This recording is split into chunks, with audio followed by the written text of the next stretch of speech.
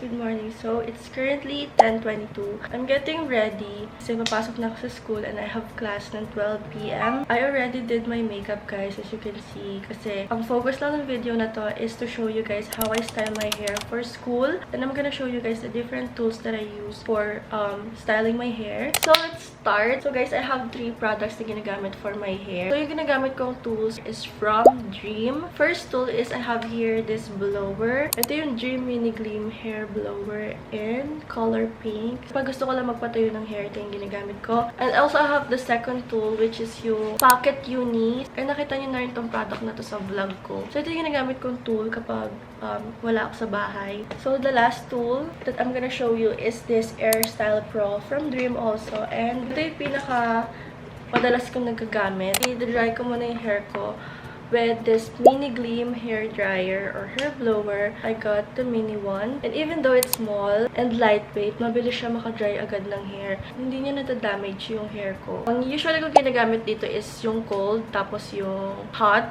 So, ito na yung hair ko, guys. After using this Dreame Mini, hindi ko pa siya nasusuklay ng maayos. But, yeah, as you can see, look at the texture, guys. Hindi siya dry tingnan and hindi siya frizzy. So, I like it. This one, kahit mini lang siya, it really dries my hair. And also, beginner-friendly siya and super budget-friendly. So, I really recommend this, guys. Perfect siya if nagmamadali ka. Yung mga mabilis yung madamage yung hair, like me, perfect siya kasi meron siya NTC sensor. So, may heat protection yung hair natin. So, hindi siya mag-overheat, guys. Pwede siya sa mga teens at sa mga student or sa mga araw-araw nag-blow dry ng hair kasi hindi siya masakit sa kamay. And bonus, guys, it's pink. So, I really, really like it. Now, the second tool that I'm gonna show you guys is the Pocket Uni. And this one is the upgraded global version of Dreame Spiral na pocket dryer. So, kaya siya tinawag na pocket dryer, guys, kasi as you can see, it's foldable. And meron siyang bag na kasyang-kasya sa maleta mo, sa backpack mo kapag mag-travel ka. And magnetic siya, guys. Para siyang Dyson dupe. Meron din siyang tatlong mode. Hot, cold, warm, and yung mix ng tatlo. Meron din siyang low tsaka high na airflow. May curling nozzle na siya. So, isa lang siya. Pero natitwist siya para sa left side or right side kung ano yung gusto nyong airflow. Hindi nyo na kailangan magdala ng maraming tools kapag magta-travel. So, isahan na lang siya. And meron siyang sariling bag. So, global voltage siya kasi nadedetect niya kung 100 to 240 volts lang. Magagamit niya siya kahit nasa ibang country kayo like Japan, Korea, and even the US. So, wala kayong magiging problema. Hindi nyo na kailangan ng adapter.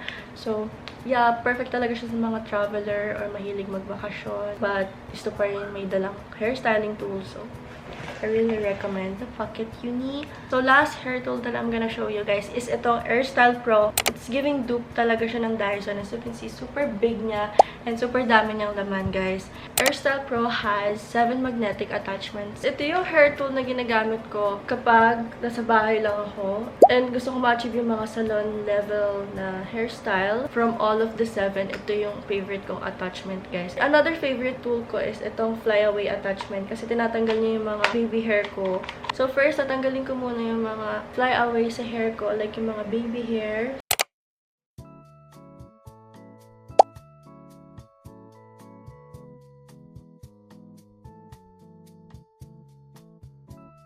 As you can see, guys, mas naging smooth yung hair ko and nawala yung mga baby hairs ko na nakaangat dyan sa taas. So, ito yung flyaway attachment niya. If gusto ko naman ng sticker, blowout hair look, ito yung ginagamit ko. Para lang ako nagsusuklay. Kapag gusto niyo naman ng straight hair, meron siya lang hard brush and smooth brush. So, ito yung pang straight ng hair. And para lang din silang suklay. Like, natitwist din yan sila. But today, guys, kasi gusto ko mag-curl ng hair. So, yung gagamitin ko is yung pang curl na attachment.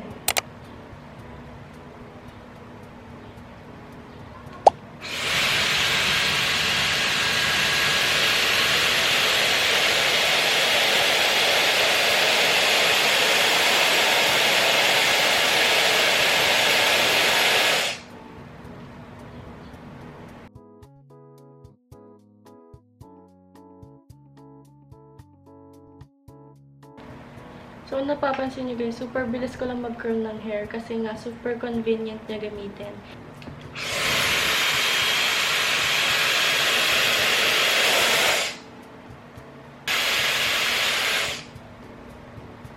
So, last piece, which is yung bangs ko.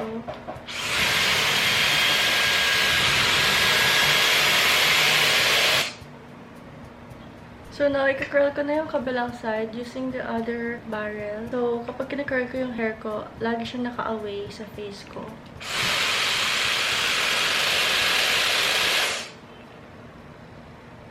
Kapag na-curl ko na siya, guys, ibabrush ko siya using my fingers para mag-soften yung curls.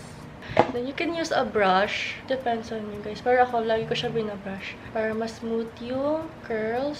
So, as you can see guys, my hair is done. Smooth lang yung pagkaka-curl and big wave siya. That's why I like it also. Perfect siya sa mga thick hair. Mas madali na mag-style ng hair guys kahit makapal siya. High speed din siya and malakas yung airflow niya guys. So, mabilis talaga siya makaka-style ng hair without overheating. About naman sa body niya guys, very lightweight din siya. And maganda yung grip niya. Hindi siya madulas. It's giving Dyson, guys, pero mas affordable siya. Premium looking din siya and ang ganda ng style niya. Para talaga siyang dupe ng Dyson, guys.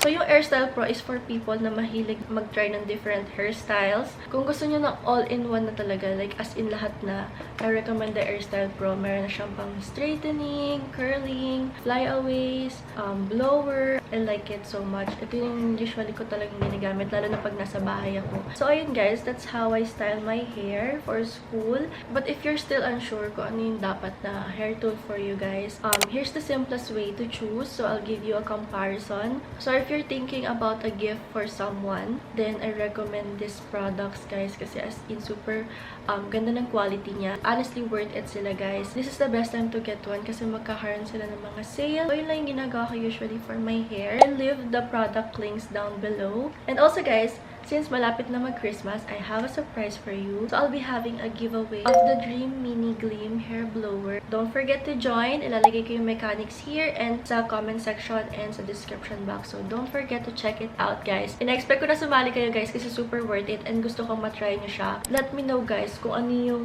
perfect na hair tool for you. But all of this naman is worth it. Feel free din to ask me anything down below. So, I made this video, guys, kasi ang dami nag-a-ask sa inyo on how I style my hair. So, ito na yung detailed version and overall information ng mga tools na ginagamit ko. So that's all guys. I hope you like this video and don't forget to give it a thumbs up and don't forget to subscribe on my channel for more updates. Yeah, see you on my next one.